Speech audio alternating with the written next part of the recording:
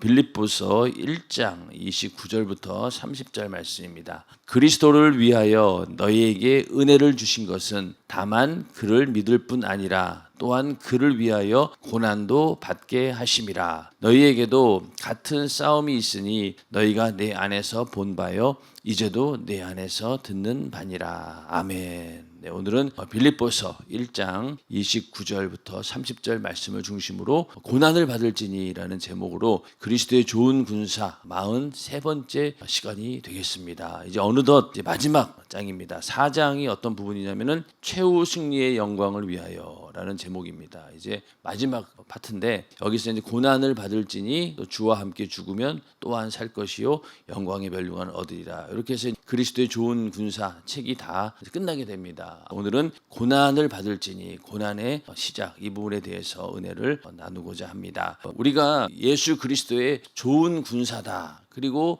또 그 군사는 하나님께서 주시는 능력으로 또 하나님께서 우리의 배경이 되시기 때문에 언제나 이 영적인 싸움에서 승리가 있습니다. 그러니까 승리에는 반드시 찬란한 영광이 있죠. 지금도 올림픽 경기가 하고 있지만은 경기에서 이긴 자에게는 찬란한 영광이 있습니다. 메달이 있어요. 동메달도 있고 은메달도 있고 금메달 이런 찬란한 영광이 있습니다. 그런데 이렇게 찬란한 영광만 봤을 때는 야 정말로 좋겠다. 대단하다라고 하지만은 그 선수들 입장에서는 어떻습니까? 금메달을 따기까지 얼마나 고된 훈련을 했겠으며 얼마나 많은 시간을 투자해서 자기 자신과의 싸움에서 이겨냈기 때문에 고난의 시간들을 이겨냈기 때문에 그런 영광이 있는 것이죠. 마찬가지로 우리도 예수 그리스도의 좋은 군사로서 내가 승리하고 하나님이 주시는 그 영광의 면류관을 받는다라고 했을 때 받아야 할 고난도 있다는 사실을 절대로 잊어서는 안 됩니다. 고난이 없이는 승리 영광은 없는 거예요.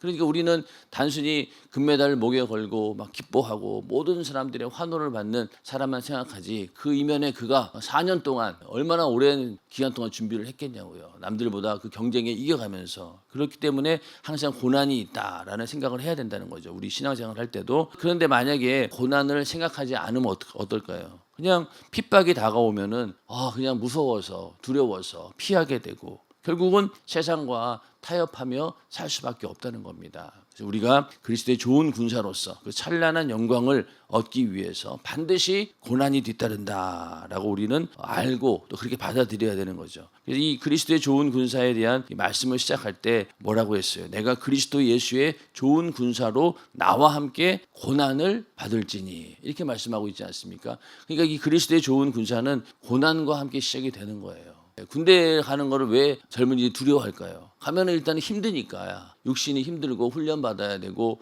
또 거기에 얽매이게 되고 또 전쟁이 나면은 일단 나가서 싸워야 되기 때문에 군대 가는 게 두려운 거죠. 그러나 일단은 들어가고 나서 그 가운데서 잘 적응하고 또 군사로서 내가 만들어진다라고 하면은 국가를 위해서 귀하게 쓰임을 받게 되는 것이죠. 그런 것처럼 우리도 예수의 좋은 군사가 되기 위해서는 반드시 고난이 있어야 된다. 예수님께서도 이 고난이 있었기 때문에 그 부활이 있었던 것이죠. 예수님도 고난의 과정이 없었으면은 절대로 이 부활이 없었을 것이고 우리 인류에게도 이 예수님의 고난과 죽음이 없었다라고 하면 죄사함도 없었을 것이고 또 우리도 예수님처럼 부활한다라고 하는 그런 영광도 없었을 것이고 또 거기에다가 이 땅에서 우리가 주를 위해 충성하는 대로 주어지는 상급이나 면류관도 또 소망도 없었을 것입니다. 그런데 십자가의 고난이 있었기 때문에 또 우리도 예수님처럼 우리에게 주어진 내 몫의 십자가를 지고 또 그 고난의 과정을 거쳤기 때문에 우리에게도 부활의 영광이 있고 면류관과 상급이 있는 것입니다. 그래서 우리가 고난에 참여하는 것을 절대로 두려워할 것이 아니라 오히려 즐거워해야 된다는 거죠. 왜? 이러한 영광과 면류관이 있기 때문에 베드로전서 4장 13절에 오직 너희가 그리스도의 고난에 참여하는 것으로 즐거워하라. 이는 그의 영광을 나타내실 때에 너희로 즐거워하고 기뻐하게 하려 함이라. 아멘. 그러니까 우리가 그리스도의 고난에 참여하는 것으로 즐거워하라는 거죠. 과연 우리가 고난에 참여하는 것이 여러분들 즐겁습니까? 즐겁지 않아요. 빌립보서 같은 경우에도 사도 바울이 감옥에 갇혀가지고 거기서 고생하고 언제 죽을지도 모르는 그런 상황인데 사도 바울은 계속해서 기뻐하라, 즐거워하라 이렇게 얘기하고 있으니까 어떻게 상황과 맞지 않죠. 그러나 우리 예수 믿는 우리들은 고난에 참여하는 것 그 자체가 즐거움이라는 겁니다. 고난을 우리는 피하려 하지 말고 그것을 즐겨야 한다. 세상 일도 나에게 어차피 다가올 일이라고 하면은 다가오는 일들을 즐거운 마음으로 감당할 때 일 자체도 능률이 오르고 일을 또 해낼 수 있는 겁니다. 그렇기 때문에 우리가 예수 믿는 일 가운데서 이어지는 영적인 싸움, 육신의 고난 이런 것들을 즐거워하는 마음으로 이겨내야 된다는 거예요. 왜냐하면 그 이후로 고난 너머에 바로 부활의 영광이 있고 또 면류관과 상급이 있고 고난과는 비교할 수 없을 만큼 큰 영광이 있기 때문에 우리는 고난에 참여하는 것을 즐거워할 수 있다는 겁니다. 이것이 바로 신령한 눈이 열린 자들이고 또 그리스도의 좋은 군사라고 하면은 반드시 고난에 참여하는 것을 즐거워해야 되고 또 능히 이겨낼 수 있다라고 하는 그런 확신을 가지고 있어야 된다는 겁니다. 자, 이러한 고난과 핍박은 언제부터 오냐면은 성령 충만하면은 그때부터 이 핍박이 찾아오기 시작합니다. 여러분도 아마 다 경험해 보셨을 거예요. 처음에 저도 그랬어요. 막 교회 간다고 하니까 믿지 않는 부모님들이 그래 교회 열심히 다녀봐라. 뭐 종교 하나쯤 있는 거 좋지. 이러면서 막 후원해 줬어요. 그러다가 여름에 청년 하계성회죠. 그때도 청년 하계성회 89년도 7월 말에서 8월 초 딱 이때였어요. 이때 가서 말씀 듣고 회개하고 성령 충만을 받고 방언을 은사를 받았어요. 완전히 성령으로 거듭났습니다. 그러고 나서 집에 왔더니만은 핍박을 하시더라고요. 그렇게 점잖으신 분이. 저희 부모님은 제가 삼형제였는데 남자애들 키우면서 거의 매를 들지 않았어요. 그 당시에. 그 정도로 그냥 저희를 거의 그렇게 키우셨는데 예수 믿고 성령 받고 오니까 그때부터 핍박을 하시더라고요. 아주 심한 핍박은 아니었지만 제가 생각하기에 우리 아버지가 저럴 수가 있나라고 할 정도로 그렇게 핍박을 하시더라고요. 그러고 나서 그 이후로 계속해서 예수 믿는 것에 대해서 어머니는 서운해하시고 섭섭해하시고 아들 하나 뺏겼다라는 늘 생각하고 계시고 그리고 아버지도 공부해야 되는데 제가 공부는 안 하고 맨날 교회만 간다. 그러면서 계속 알게 모르게 이제 핍박을 하는 거예요. 그러니까 성령 받기 전과 후가 완전히 다른 거죠. 여러분들도 아마 다 그렇게 느끼셨을 거예요. 경험하셨을 겁니다. 그러니까 성령 충만함 딱 받게 되면은 그때부터 어떻습니까? 이 반대하는 악한 영의 세력 그것과의 본격적인 영적인 싸움이 시작되는 거예요. 그러니까 그 전까지 예수 믿을 때는 잘 몰랐는데 이제 성령 충만함 받고 보니까 그때부터 악한 영들이 이제는 결사적으로 이제 우리를 죽이려고 달려드는 겁니다. 여러분들이 기도하고 성령으로 충만해지려고 하고 막 이럴 때 어때요? 오히려 환경을 통해서 마귀 역사가 더 세게 막 이렇게 득세하기 시작합니다. 그러니까 막 갑자기 생기지 않은 일들이 생겨나게 되고 그러다 보니까 어때요? 아이고 내가 예수 좀 잘 믿고 신앙생활 열심히 하려고 했더니만은 이 약한 영들이 막 그렇게 막 드러나고 그러니까 무서워가지고 뒤로 물러나는 그런 경우도 있습니다. 그렇기 때문에 이 성령이 충만해지면은 이 하나님의 역사에 반대하는 세력이 본격적인 싸움을 걸어온다는 거죠.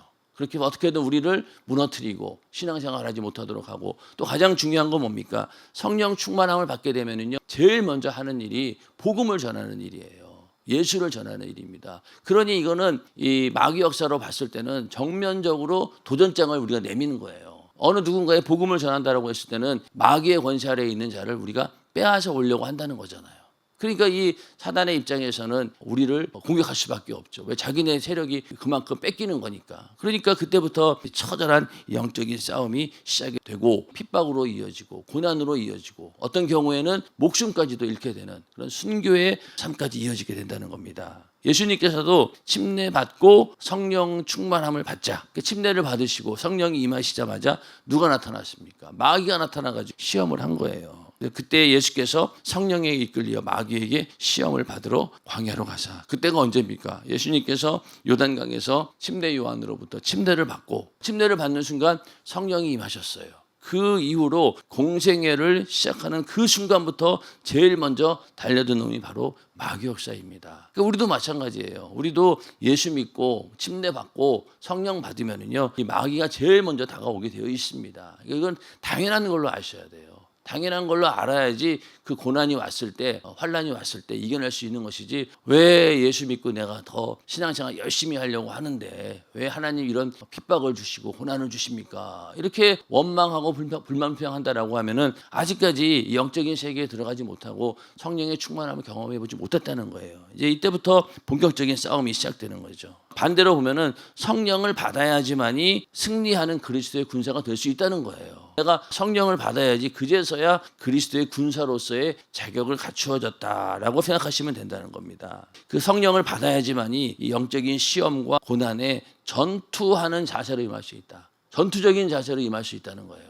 그 전까지는 그냥 교회에 왔다 갔다 하고 뭐 종교적인 그런 생활처럼 생각하고 교회를 다녔는데 이 성령 충만함 받고 나면 어떻습니까? 영적인 싸움이 시작되었구나. 이제는 내가 이 싸움에서 이 악한 영과 싸움에서 이겨내야 되겠구나 라고 전투하는 자세로 신앙생활을 한다는 거예요. 교회에서 하는 거 가만히 보세요. 이건 하나의 영적인 싸움이에요. 그러니까 막 예배가 시끌시끌하죠. 근데 보통 사람들은 그냥 예배 그러면은 아주 고요하고 엄숙하고 그냥 숨소리 하나 겨우 들릴 만큼 아주 고요한 그런 예배가 예배인 줄 착각하는데 그렇지 않습니다. 이 영적인 싸움이 있는데 어떻게 조용할 수 있겠냐고요. 난리가 난리죠. 그러니까 울부짖어 회개하는 사람, 막 부르짖어 회개하는 사람, 또 막 떠나가라 막 소리 지르고 난리가 납니다. 왜 이 영적인 처절한 영적인 싸움이 진행되고 있는데 조용할 리가 없지요. 그리고 예수 제대로 믿어보려고 하면 막 가정이 난리가 납니다. 막 핍박하고 집안 전체가 막 그냥 들쑥날쑥하잖아요. 전체가 막 난리가 나는 것처럼 왜 그럴까요? 바로 이 악한 마귀 역사가 이 성령 받은 자들과 싸우기 위해서 계속 이런 싸움이 일어나기 때문에 난리가 나는 거죠. 그러니까 예수님께서 이 땅에 태어나시자마자 나라 전체가 소동하잖아요. 그런 것처럼 우리도 성령 받고 내 안에 예수에 있다라고 하는 사실이 확실해지면은 그때부터 가정도 그렇고 주변의 모든 일들이 그냥 난리가 나는 거예요. 소동이 일어난다는 겁니다. 이 마귀 역사가 계속 일어나기 때문에 우리는 그런 것들을 생각하고 전투하는 자세로 임해야 된다는 것이죠. 그래서 제자들도 마찬가지입니다. 마가다락방에서 성령 충만함을 받자마자 그때부터 복음을 전하게 되었고 예루살렘에 엄청난 핍박이 오게 되었죠. 그 전까지만 해는 어땠습니까? 예수님을 만났던 제자들을 막 잡아서 죽인다라고 하니까 다 숨어가지고 무서워서 있었는데 마가다락방에서 성령이 임하는 순간 그 이후로 마가다락방을 뛰쳐나가서 예루살렘과 온 유대와 저 땅끝까지 이르러 복음을 전하게 되었고 복음을 전하다 보니까 당연히 핍박은 계속해서 이어진 것이죠. 이건 당연하다는 겁니다. 그리고 사도 바울은 어떻습니까? 가는 곳마다 핍박을 받았죠. 그가 뭐 핍박받은 이야기를 고린도후서에 보면은 막 쫙 나오잖아요. 야, 이게 사람으로 당할 핍박이 이 정도구나라고 할 정도로 몇 번 죽을 고비를 넘기고 그게 바로 이 핍박에 대해서 산 증인이 바로 사도 바울입니다. 그러니까 이 그리스도의 좋은 군사는 성령을 받을 때부터 이제 찾아오는 이 고난과의 전투에서 공적인 신분을 가지고 투쟁하게 된다. 공적인 신분을 가지게 되는 거죠. 군대라고 하는 게 뭡니까? 나라의 부르심을 받은 것이고 그때부터 군인이 되는 순간부터 공적 신분인 거예요. 그런 것처럼 우리도 예수 그리스도의 좋은 군사가 되었다라고 하면은 이제는 공적인 신분, 내가 예수님의 이름을 가지고 그 명예를 위해서 예수님의 그 명예를 위해서 싸우는 그리스도의 좋은 군사다. 내가 이 싸움에서 이겨낼 때 하나님께 영광 올려드리는 것이고 주님의 명예가 드러나는 것이고 결국 그 승리가 주님의 승리다라고 하는 그런 믿음을 가지고 그런 신분을 가지고 우리는 투쟁하게 된다는 겁니다. 그래서 우리의 영적인 싸움 가운데 오직 예수의 이름만 드러나고 하나님의 영광만 드러나시기를 주님의 이름으로 축원합니다. 이 시험과 고난과 핍박이 온다라고 하면은 이것은 우리가 그리스도의 좋은 군사라고 하는 증거입니다. 핍박이 오고 고난이 오면 즐거워하라는 이유가 바로 이제 너는 그리스도의 좋은 군사로서 쓰임을 받고 있다. 그거를 알려주는 거예요.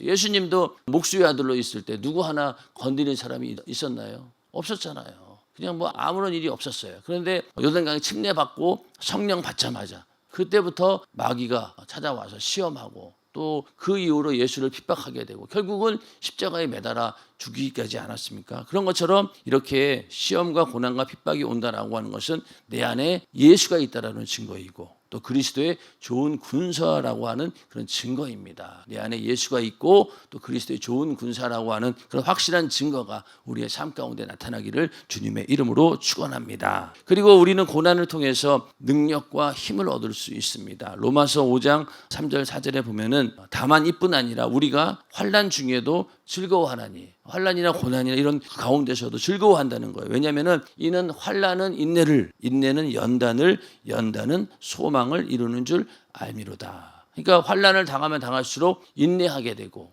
그 인내가 결국은 연단을 한다는 거예요. 나를 더 단단하게 만드는, 금을 만들 때 그 연단 과정을 거치지 않습니까? 그런 것처럼 이 연단을 거쳤을 때 그것이 더 큰 소망을 또 이루어낸다는 거예요.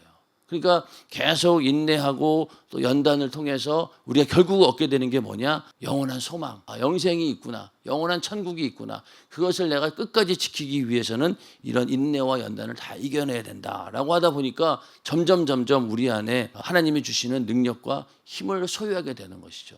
연단 자체가 뭡니까? 견뎌내는 힘이잖아요. 그러니까 예수 믿고 나서 별의별 일이 다 생겨도 이제는 어지간해서 휘둘리지 않아요. 그냥 희노애락의 모든 그 근거가 현실에서 이루어지는 이런 상황 가운데 이루어지는 게 아닙니다. 주님과의 관계 속에서 희노애락이 다 이루어지는 것이지 이 환경 가운데 일어나는 일가지고는 전혀 요동치를 않는 거예요. 그런 믿음이 되기를 주님의 이름으로 축원합니다. 근데 믿음이 연약한 사람들은 어떻습니까? 그냥 대부분 환경에 의해서 자기의 모든 희노애락이 왔다 갔다 하는 거예요. 자녀들 문제, 직장 문제, 사업 문제, 현실에서 일어나는 그런 문제만 조금만 생겨도 거기에 대해서 그냥 두려워하게 되고 계속해서 뭐 어떡하나 걱정 근심하게 되고, 그러나 정말로 그리스도의 좋은 군사라고 하면은 이미 그런 거에 대해서는 앞으로 어떤 일이 벌어질지 뻔히 아는 거예요. 최악의 경우가 어떤 경우까지도 온다는 걸 알기 때문에 다 이겨낼 수 있습니다. 왜? 연단 과정을 거쳤기 때문에. 그래서 우리가 고난을 받을 때 즐거워하라고 하는 것은 바로 하나님께서 우리에게 주시는 능력과 힘을 얻을 수 있는 좋은 기회가 된다라고 생각하고 우리는 그 환난과 고난을 정말로 하나님이 주신 능력으로 바꾸는 그런 역사가 있어야 된다는 겁니다. 그런 하나님의 능력과 힘을 얻는 우리 모두가 되기를 주님의 이름으로 축원합니다. 그래서 이 환난 중에도 고난을 즐거워하라는 겁니다. 자, 마찬가지로 성령이 충만한 교회도 핍박을 받죠. 마태복음 16장 18절에 보면은 내가 내게 이르노니 너는 베드로라. 내가 이 반석 위에 내 교회를 세우리니 음부의 권세가 이기지 못하리라. 이렇게 말씀하고 있습니다. 반석 위에다가 교회를 세우셨어요.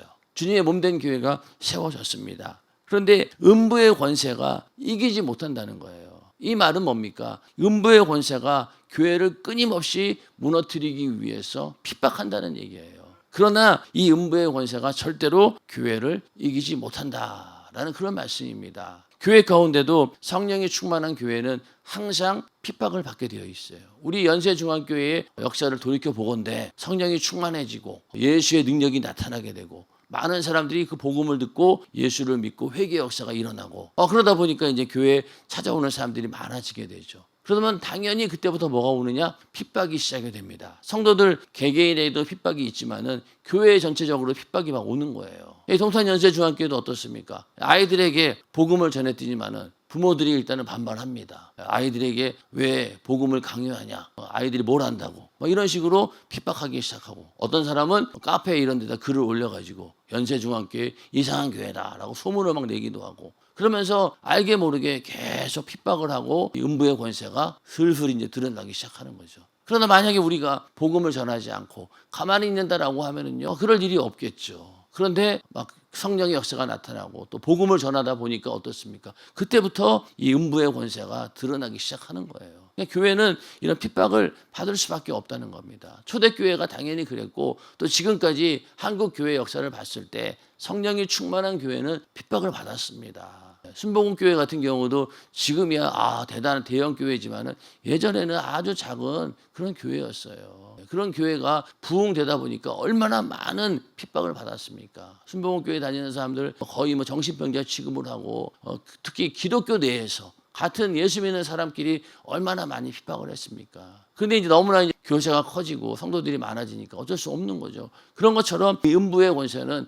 끊임없이 교회를 도전하고 핍박하게 됩니다. 그 가운데서도 정말로 이 교회를 핍박하는 자들은요, 예수 믿는다라고 하는 자들 가운데서 핍박하는 거예요. 이단 시비를 거는 사람들이 뭐 불신자들입니까? 외부 사람들이에요? 아니에요. 같은 교단에 있는 목사들끼리 그렇게 해서 한 교회를 이단으로 낙인 찍어서 교회를 무너뜨리는 거예요. 그러니까 이 내부에 있는 사람들이 예수 믿는 같은 형제라고 믿었던 사람들이 그렇게 이단 낙인을 찍고 핍박을 한다는 겁니다. 그러니까 이게 당연하다는 거예요. 음부의 권세가 이기지 못한다. 이 말씀 때문에. 우리는 그거를 감안을 하고 복음을 전했을 때 음부의 권세가 우리를 핍박할 때마다 잘 알아야 되는 거죠. 여러분들 개인적으로 전도할 때도 전도 열심히 하면 어떻습니까? 막 주변에 있는 사람들이 와가지고 막 시비 걸기도 하고 어떨 때는 막 위협을 가하기도 하고 뭐 그러지 않습니까? 그럴 때 이거 무서워라. 그리고 도망가면 됩니까? 아니죠. 오히려 야 이제부터 이 약한 영과의 싸움이 본격적으로 시작이 되었구나라고 마음을 먹고 이제 음부의 권세와 싸울 준비를 더 만반의 태세를 갖춰야 되는 것이지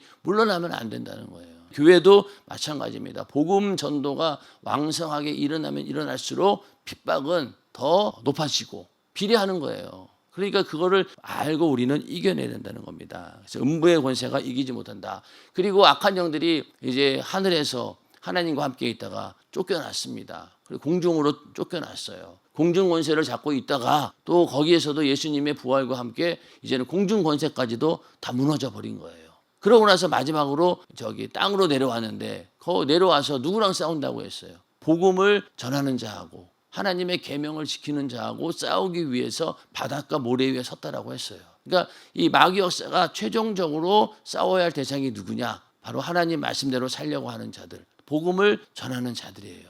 이 영적인 싸움은 피할 길이 없는 거예요. 이 시대에도 똑같이 예수 믿고 교회 다닌다라고 하지만은 복음 전하지 않고 하나님 말씀대로 살지 않는다라고 하면은 마귀 역사는 가만히 둡니다. 그래 너는 그냥 그렇게 신앙생활 해. 그러다가 나중에 한꺼번에 내가 딱 쓰러뜨릴 테니까 이러고 있지 절대로 싸움을 걸지 않아요.